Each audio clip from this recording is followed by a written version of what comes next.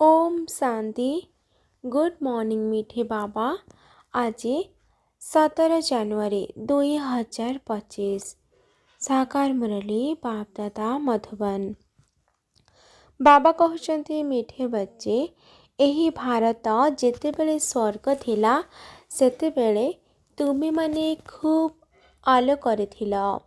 एबे अंधकार हो जाइछि तेणु पुनर्बार आलोक को चल। बाबा कहते मीठे बच्चे एही भारत जेतेबेले स्वर्ग थिला सेतेबेले तुमी माने खूब आलोकर थिला।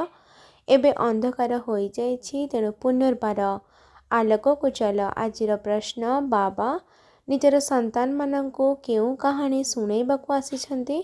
आजिर उत्तर बाबा कहउछन्ति मधुर संतान माने मु तुमको 84 जन्मर कहानी सुनाउछि।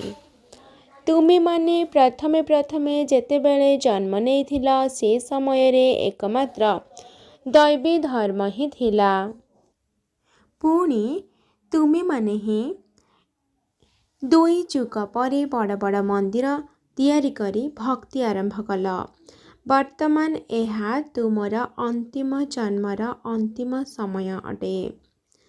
तुमे माने डाकुथिल हे दुःखहर्ता सुखकर्ता आस, तेणु एबे मु आसीछि। आजिर गीत आज अंधेरे में है इंसान। ओम शांति। धारणा पाई मुख्य सार 1 नंबर आत्मारू खराब संस्कार को बाहर करिबा पाई देही अभिमानी होई रहिबार अभ्यास करिबाकु हेबा। एहा तुम मानंकर अंतिम 84तम जन्म वानप्रस्थ अवस्था अटे। सेथिपाई पुण्य आत्मा हेबार परिश्रम करिबाकु हेबा।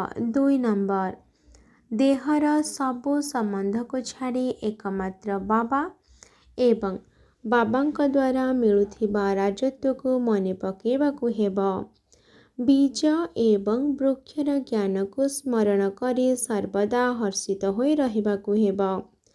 आजिर वरदान उपराम एवं अभरेडी अर्थात सदा प्रस्तुत होई बुद्धि द्वारा अशरीरी पणियार अभ्यास करुथिबा सर्वकलारे संपन्न भव। विस्तार जेपरी सर्कस रे कला देखाउथिबा कलाबाजर प्रत्येक कर्म कला होई थाए। सेमाने निज शरीरर जेकोसी अंग को जेपरी चाहिबे जेउठी चाहिबे जेते समय चाहिबे मोड़ी रखि पारिबे। एहे हेउछि सेमानंकर कला। सेहीपरि तुम पिलामाने मध्य निजर बुद्धि को जेबे इच्छा जेतिकी समय पाई जेउठी स्थित करबाको इच्छा करुछ सेठारे स्थित करिदियो। एहा ही हेउछि सबुठारु बड़ कला। एही गोटिए कला द्वारा 16 कला संपन्न होइजिब। एथिपाई एही भली उपराम एवं एभरेडी होई रुह, जहाँकि आदेश मिलिबा मात्रके गोटिए सेकेंड भितरे अशरीरी होई जाउथिब। युद्ध करिबारे समय जाउनथिब। आजिर स्लोगान सरलता एवं सहनशीलतार गुण को धारण करिथिबा आत्मा माने ही सच्चा स्नेही एवं सहयोगी अटंती। आजिर अव्यक्त इशारा एही अव्यक्ति मासरे बंधन मुक्त होई जीवन मुक्त स्थितिर अनुभव कर। जेउ माने परमात्मा ज्ञानी संतान सेमानंको ज्ञानर फलस्वरूप मुक्ति एवं जीवन मुक्ति रूपी संपत्ति संगम जुगरे ही प्राप्त होई थाए। तेबे ज्ञान अर्थात बोध शक्ति बा बुझिबार शक्ति बुद्धिमान आत्मा प्रत्येक कर्म करिबा सहित सर्वदा निजको बंधन मुक्त सर्व आकर्षण ठारो मुक्त रखिबारे बुद्धिमान होई थाए।